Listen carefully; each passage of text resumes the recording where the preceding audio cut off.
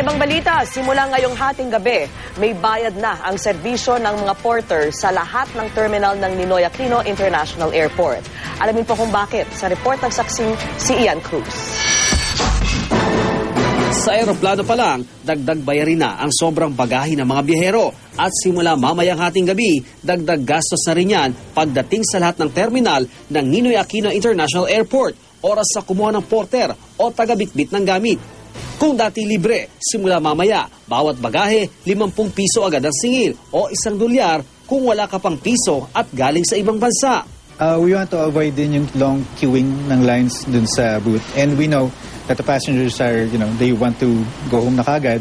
And sa departure naman, they want to, diba, go to their flights na yung sa aeroplane. So, yung pagsukli, para hindi na mahirap, nakapeg na siya ng $1. Ang kumpanyang Hire and Keep na nanalong maglaan ng mga porter services sa airport sa isang public bidding noong January 25. Ni piso'y wala raw babayaran ng Manila International Airport Authority o MIA sa mga porter.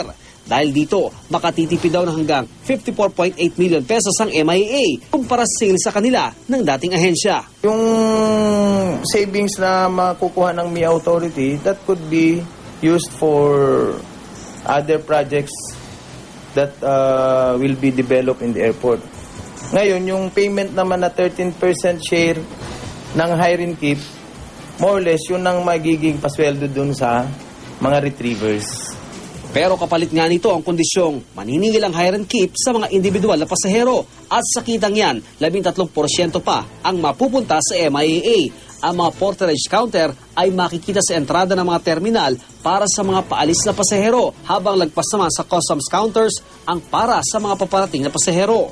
Mananatili namang libre ang mga pushcart kaya pwede itong gamitin ng mga ayaw kumuha ng porter. Iba't iba naman ang reaksyon ng ating mga kababayan sa ipatutupad na singil. Okay lang kung babayaran. Kung legal na babayaran, di bayaran. Magandang tulong sa mga porter yun bilang tulong mga taga-abroad. Hindi ako mag-hire. Yeah. Hindi. Kaya ko na yung buhatin. Unfair rin sa amin, magbabayad pa kami. Medyo malaki na yan para sa amin din, 50. Ako si Ian Cruz ang inyong saksi.